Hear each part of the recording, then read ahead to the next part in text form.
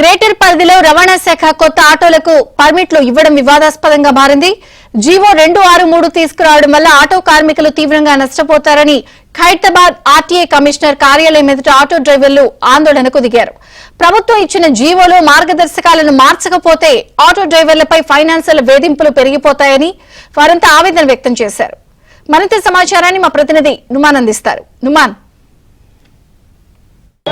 Khairatabad RTO ప్రధాన కార్యాలయం ముందు ఆటో కార్మిక సంఘాల నేతలు పెద్ద ఎత్తున ఆందోళనకు దిగారు. జీవో నెంబర్ 263ని వ్యతిరేకిస్తూ ఇటు బిఎంఎస్ కార్మిక సంఘాల నేతలు నిరసన కార్యక్రమాన్ని చేపట్టినటువంటి పరిస్థితి. గ్రేటర్ హైదరాబాద్ వ్యాప్తంగా ఉన్నటువంటి ఆర్టీఓ సంబంధించినటువంటి అన్ని కార్యాలయాల ముందు కూడా పెద్ద ఎత్తున కూడా నిరసన కార్యక్రమాలు ఇప్పటికే చేపడుతున్నాయి. అందులో భాగంగానే ఏదైతే ఇటు ఖైరతాబాద్ లో ఉన్నటువంటి ఆర్టీఓ కమిషనర్ కార్యాలయం ముందు నిరసన కార్యక్రమానికి దిగారు. ప్రధానంగా ఏదైతే ఇటు జీవో 263 తీసుకురావడం వల్ల ఇటు గ్రేటర్ హైదరాబాద్ పరిధిలో ఓవరాల్ పరిధిలో విచ్చలవిడిగా కొత్త ఆటోలు పెరుగుతాయి. సో ఉన్నటువంటి ఆటో కార్మికులు తీవ్రంగా నష్టపోతారంటూ కూడా ప్రధానంగా వీరు ఆవేదన వ్యక్తం చేస్తున్నటువంటి పరిస్థితి. వారితో మాట్లాడదాం. కార్మిక సంఘాల నేతలు ఉన్నారు, వారితో మాట్లాడదాము. చెప్పండి, ఈ రోజు ఈ నిరసన కార్యక్రమం ద్వారా ప్రభుత్వానికి ఏం చెప్పదలుచుకున్నారు? ప్రభుత్వానికి మేము ఒకటో చెప్పదలుచుకున్నాము. గతంలో కూడా 2011లో ఒక జీవో విడుదల చేసింది.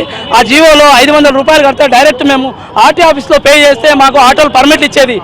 మొత్తం ఈ 2011 తర్వాత నుంచి ఈ మొత్తం ధరలతో గవర్నమెంట్ కుమ్మక్ అయిపోయి వాళ్ళకి 5 లక్షల రూపాయలకు మాకు ఆటో ఇచ్చారు. 5 లక్షల రూపాయలకు ఆటోకి ఇస్తే ఆటో రేటు 2,30,000. మిగతా పైసలన్నీ పర్మిట్ అని చెప్పేసి దళారులు మా ఫైనాన్స్ కంపెనీలు అన్నీ కూడా మోసం చేసి ఆటో కార్మికులని నటి విడడం జరిగింది. దీనివల్ల మేము బిఎంఎస్ తరఫు నుంచి తెలియజేస్తున్నది, ఆటో కార్మిక సంఘం తెలియజేస్తున్నది ఏంటనగా ఇప్పుడు పర్మిట్లు ఓపెన్ చేస్తామని చెప్తున్నారు. ఇప్పుడు పర్మిట్లు ఓపెన్ చేస్తాం, మీరు పర్మిట్లు ఎవరికి ఇస్తున్నారు, అసలు ఎందుకు ఇస్తున్నారు? ఫైనాన్స్ వాళ్ళకి, ఫైనాన్స్ కంపెనీలకు ఎందుకు అప్పచెప్పారు? మీరు ఆర్టీఓకి అప్లై చేయండి, చెప్పండి, ఆర్టీఓ ఏజెంట్గా చెప్పండి. ఆర్టీఓ వాళ్ళకి వాళ్ళ ద్వారా నుంచి మేము తీసుకుంటాం. 500 రూపాయలు మేము ఆన్లైన్లో కడితే కరెక్ట్ ఉందా లేదా అని చెక్ చేసుకొని వాళ్ళు పర్మిట్ ఇవ్వమని చెప్తున్నాం.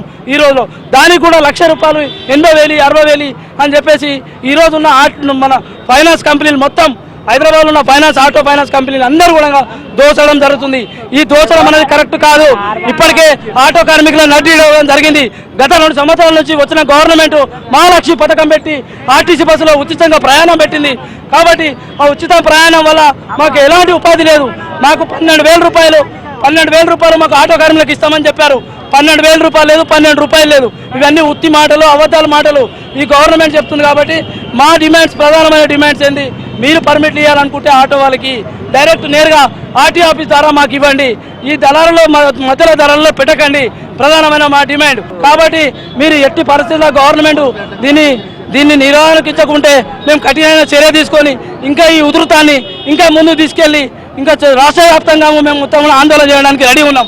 మొత్తానికి అంటే 2022 నుంచి పూర్తిగా ఏదైతే ఇటు హైదరాబాద్ నగరంలో కొత్త ఆటో పర్మిట్ల మీద నిషేధం కొనసాగుతుంది. సో ఈ నేపథ్యంలో ఇటు ప్రభుత్వం తీసుకున్నటువంటి నిర్ణయం ఏదైతే ఉందో అందులో మార్గదర్శకాలు ఇటీవల కాలంలో విడుదల చేసినటువంటి క్రమంలో అందులో కొంత ఏదైతే ఫైనాన్షియర్లను ఏదైతే ప్రోత్సహించే విధంగా ఉన్నాయి. కాబట్టి వెంటనే ప్రభుత్వం ఇచ్చినటువంటి మార్గదర్శకాల్లో కొన్ని మార్పులు చేర్పులు చేయాలి, లేకపోతే మాత్రం ఇటు ఆటో కార్మికులు తీవ్రంగా నష్టపోతారంటూ కూడా ఇటు ఆటో కార్మిక సంఘాల నేతలు అయితే ఆవేదన వ్యక్తం చేస్తున్నటువంటి పరిస్థితి.